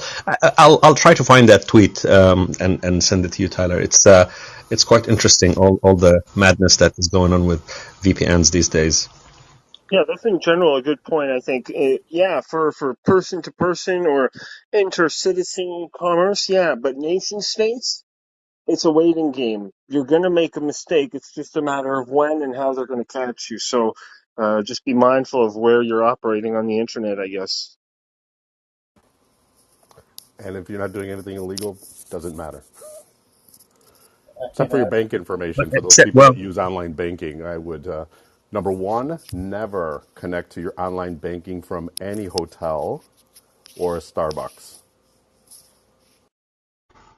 Exactly. That's a very good advice. But if you are in a pickle or like in a pinch at that point, maybe VPN would do good. I suggest if you work for a company that has their own VPN, that should be your first choice if they allow you to use it while you're traveling. So if you're traveling, use your company's VPN because at least there is some IT manager there who's the butt on the line. If something goes wrong, you can go and actually log a report against them in this case. But if you're using some shady company, again, outside of Europe or US, all bets are off. They can be the ones who are actually spying on you. And I know a couple of people who lost their accounts and bank accounts and Facebook logins and stuff just by using VPN because they were in countries that won't allow them to have any form of free speech. But the people who took over were not that country; they were the VPN owners. So yeah, if it's free, then you are the product. Yep, airports, hotels, Starbucks. Okay, And next. I only mentioned Starbucks is because I've used demos of connecting to Starbucks Wi-Fi and watching what people are doing. And by the way, VPN doesn't help you, so it doesn't matter if it's your corporate VPN. I did a demo once in a hotel in a Hilton where people that were on Facebook, and I remember the lady I called out. She's like, "But I'm on my company's VPN," and she didn't say companies. She's like, "I'm on VPN." It doesn't matter. You're connected to a public Wi-Fi at a hotel. I created a proxy and I saw all the traffic going through up until the VPN. So again, the weakest link. Wireshark is only one download away. Okay, the next. Right, but you can have an encrypted connection to the VPN from your device itself. So even your local access point doesn't know what you're sending. All right. Yeah, exactly. Right, but if you We make shouldn't yourself completely the access badmouth. point, you've taken over. Okay, so you have an evil twin in this case. All Well, right. just like with cell, right? So if I get a portable cell tower and I go through your neighborhood, I can pick up your communications. The government does it with Stingray, right? So that's all they're doing is they're intercepting that encrypted communications by becoming the tower. And sure, the tower to the network is encrypted, but everything you're sending before you get to the tower, the government is able to listen to. I Uh, mean, from a developer standpoint, just all you have to look into is when we do testing against SSL encrypted connections, we can see all of that with, like somebody said, not only by creating a proxy for the certificate and intercepting the call, but also then you use a tool like Wireshark and whatever, and I can investigate what you're doing. It's becoming Yeah, but harder, this is but still possible. Yeah, but what we're saying in most cases with VPN, if you're doing L2TP, you're doing at the lower layer than that. Not even your local access point has access to that information. But if you're doing SSL or VPN at that level, then you're already at the fourth layer in the network. So all the traffic that goes there is not encrypted.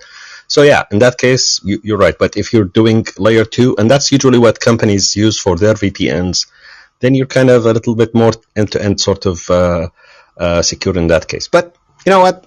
It's still a point of attack someone can use, and better be safe than sorry.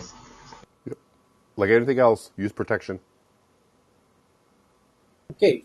We got moving on to more tweets here. Sam, you must turn down your volume by about half and move your mic about 3 more feet away from you. Would be helpful to everybody. Hey Tyler, I The think Ben was on miking earlier, so I don't know if he had something to say, but I just back Okay. channeled him something. I wanted him to look at it because it's Okay. more in the Bitcoin crypto space, and I think it's breaking news. Okay. But you know, so this thing just well, I don't know if he's Ben. You still with us? yeah, I'm going to run off and run the sustainability room in about 5 minutes, but I'll take a quick look at that, Ken, see if I can get you some feedback. Okay. Yeah, well, yeah. There's something about that three something being ordered to liquidate by a Yeah. British bird. Yeah, British Virgin Islands, Three Rivers firm yeah, fund. yeah. Yeah, Did we you covered cover that. that already? I didn't know. Yeah, that's right. So Okay. I just have 4 quick ones to go through, and we'll meet with Ben in his room here shortly. So Amazon places a purchase on emergency contraceptive pills because they're obviously seeing lots of people searching for contraceptive pills on Amazon. And so they went and made a massive purchase to fulfill all of those orders. Facebook and Instagram have also begun promptly removing posts that offer abortion pills to women. The next is Just Saudamini. quickly on that Yes. Facebook one, there's two sets of stories with this. One that the posts were actually removed, and then a second set of stories that certain posts were flagged with like a not suitable for work. So where they obscure it, they blur the image, and you have to click on it to allow yourself to see the post. So the removal of the posts, they haven't really said much about that. But apparently the swath of posts that were obscured behind an NSFW screen, that was apparently a bug. So a load got sort of censored, and you had to click it to show it, and there were about abortion pills and ads about abortion pills. They're saying that feature was not supposed to be released to the public yet, and it was a bug. So it's a weird thing. I mean, it's not the first time that we've had this from Meta where something's happened. They said it was an accident or it was a bug, an administrative mistake or whatever. But it's interesting that they're working on something like this in the background. And yeah, we should keep our eyes open to see how this is going to be implemented in the future. Okay, and up Twitter is in hot water again with India. Twitter India given a last chance to follow the IT rules. Twitter may lose its immunity if it fails to comply with rules by July 4th. What are they not following? They're not removing content that Modi wants to remove. Right, okay. And the BBC reporting that a Canadian gentleman is admitting to participating in a hacking spree with a Russian cyber gang. And he was just arrested and had $27 million worth of Bitcoin in his possession upon being arrested. I wonder what that's worth now, after the arrest, given the volatility. Almost exactly half, yeah. The Fortnite creators are making studios to build ambitious and branded worlds. So Fortnite's becoming a platform for commerce. And lastly, Saudamini found this one that says, wow, you just won't believe what the new Google California office offers. Roofs coated with canopy-like solar panels and indoor spaces awash with sunlight, Google has bet big on an in-person workplace with its sprawling new Silicon Valley campus.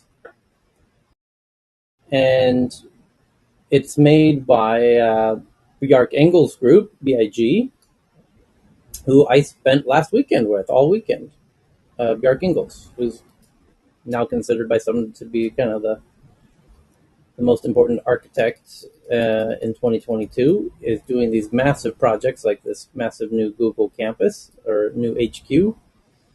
And it is quite an impressive facility. And I had a hilarious time with Björk in Stockholm last weekend. And I can share a funny story that he shared over dinner, basically, that the Bjarke Ingels Group is often referred to as BIG for Bjarke Ingels Group. And being from Denmark, all the websites in Denmark end in .dk. So you can imagine what the website might be for the Bjarke Ingels Group. And it's on his business card, and so when he hands his business card to people, he has to point out that the website was unintentionally humorous, and that he didn't for many years didn't realize that it was worth paying attention to until he went to America, and Americans pointed out how potentially upsetting that website address could be. So there you go. We're going to hand it over to Ben now at the top of the hour with the link pinned at the top of the room, the thermodynamics of sustainability. So we will see you all over there. Thank you, everybody, and we'll see you tomorrow.